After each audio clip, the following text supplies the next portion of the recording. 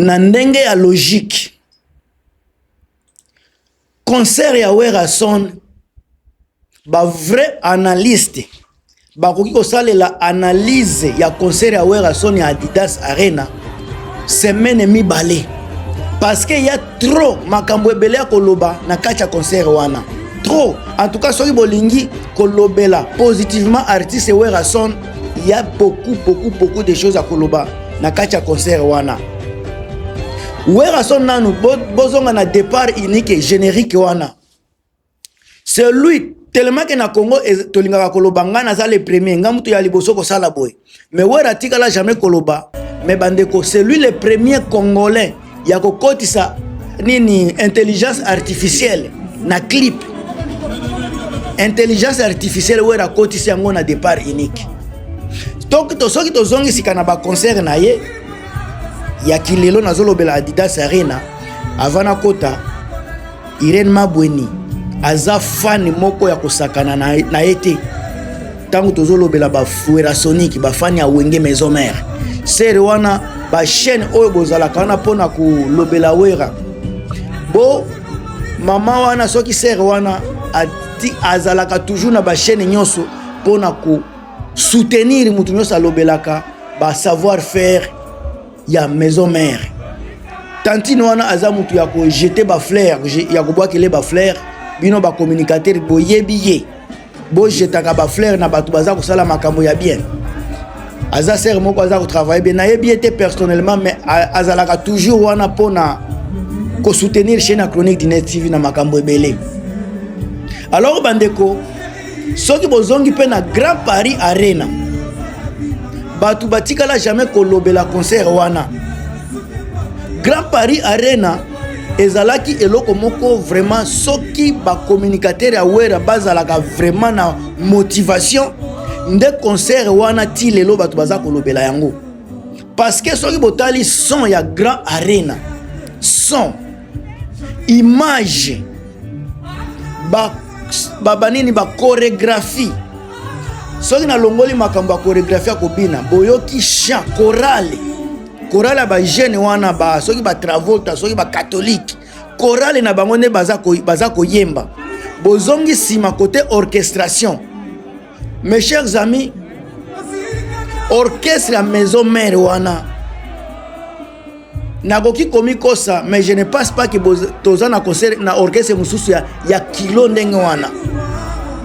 So tozongi na Adidas Arena pe vous allez sentir ba chronométrie o baza ko sala wana.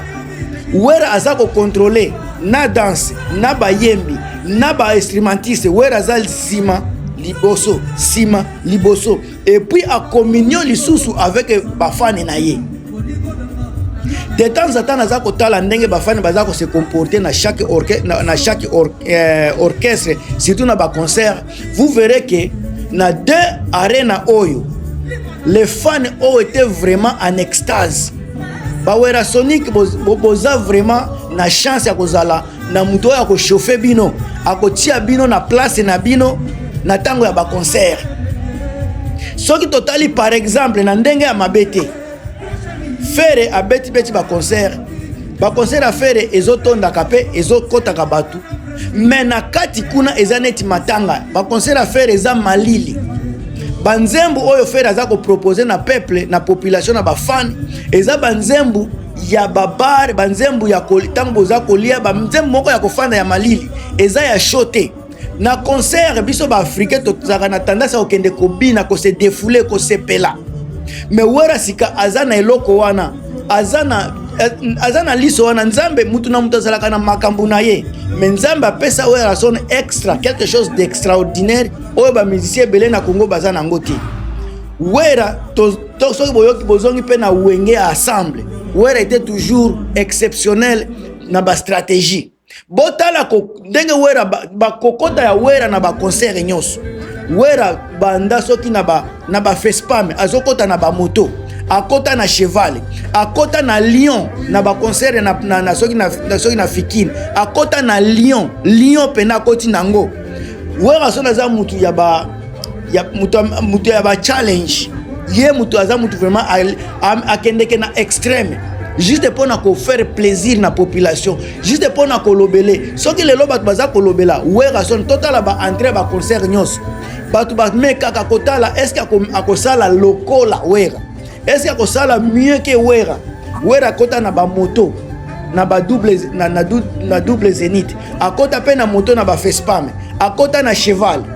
Akota na cheval pe soki na ba soki pe na soki na Zénith na Bercy soki pe na akota pe na cheval biloko ndengwana e akota na nini akota na Chipoi na ba Zénith moko boya beta ya ba malewa wana akota na Chipoi ba memaki na ba minda wera lelo ayakoma donc ya ba singa donc muto akende kameka ba risque akende na risque extrême.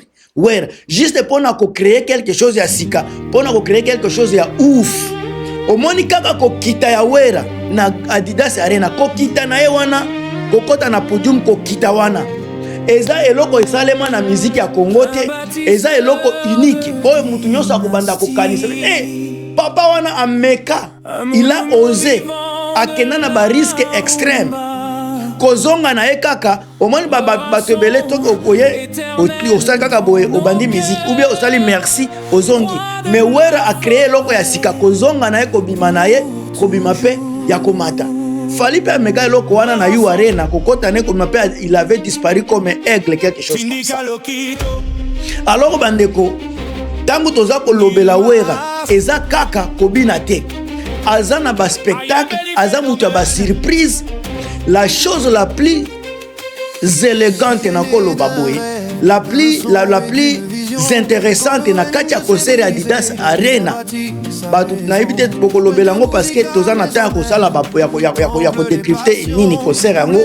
Vous verrez que orchestre ya Wera Song eza na stabilité, eza na ba chanteur déjà na album soki bazaka na album moko, mais vous sentez que les gens, les hommes là, les jeunes là, baza koyemba avec professionnalisme. Baza wana pona divagation te, baza wana pona ko imposer caché na bango, baza wana pe pona ko imposer génération na bango.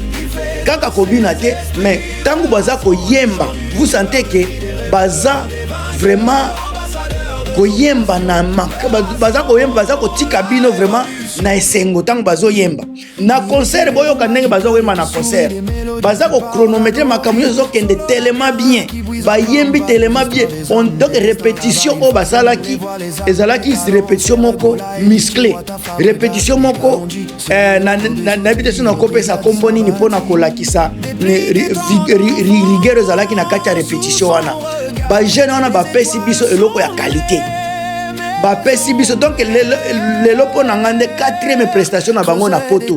Ya liboso zalaki na Londres, bakendeki na Angleterre, bakendeki na Londres et simba kite me babetaki quand même. Ya mibale bake na grand Paris Arena, bake na festival na Belgique, yango 4e baye lisusu na Adidas Arena. Na minute oyo tokoki ko juger bango lot neti ba recruter, ba komi déjà ba professionnel, ba beti déjà 2 salles ya minene. Babeti pe festival munene ya café café tropical.